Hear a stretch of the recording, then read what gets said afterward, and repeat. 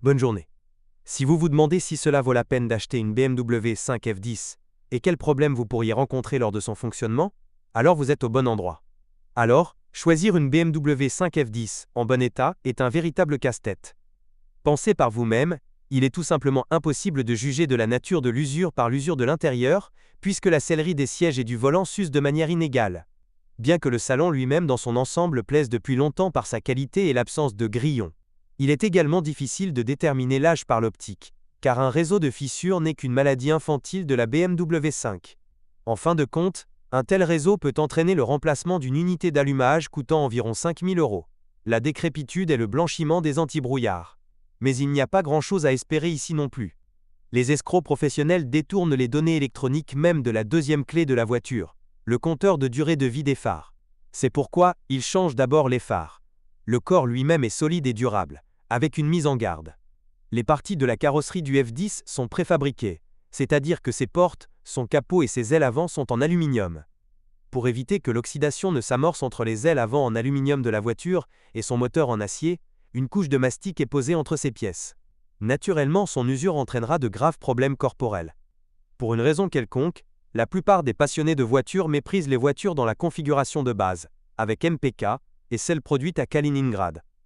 Cependant, le dernier facteur est plutôt un plus, car l'assemblage de Kaliningrad a une identification de couleurs différentes des parties de carrosserie, facilitant ainsi le contrôle de la voiture en cas d'accident. Le choix de moteur le plus optimal serait un 4 litres turbo-compressé de 2 litres, cylindre d'une capacité de 156 chevaux. Sorti après 2011.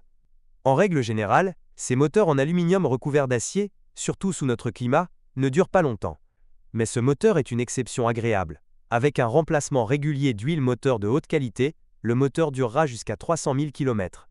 Et puis, achetez-en un nouveau, ou regarnissez ce moteur. L'essentiel est que les chemises de Villebrequin, durée de vie 150 000 km, le thermostat du système de refroidissement, la pompe de surpression du système d'alimentation, la chaîne de distribution, tout 100 000 km, les injecteurs, 60 000 km, la pompe à carburant haute pression, 150 000 km/km, n'échoue pas. Le problème le plus important concerne la pompe à huile et son entraînement. Une casse de ce dernier condamnera le moteur à son remplacement complet. Un problème similaire a été résolu après 2014. Par conséquent, vous devez soit acheter des voitures fabriquées après 2014, soit vérifier les réparations obligatoires sous garantie. Et Dieu vous préserve d'acheter un moteur trop puissant. Ces produits faits maison ne durent généralement pas plus de 150 000 km.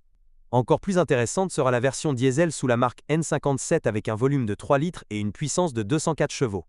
Avec un entretien de qualité, elle peut parcourir 500 000 km. Le seul inconvénient est que la chaîne de distribution tombe prématurément.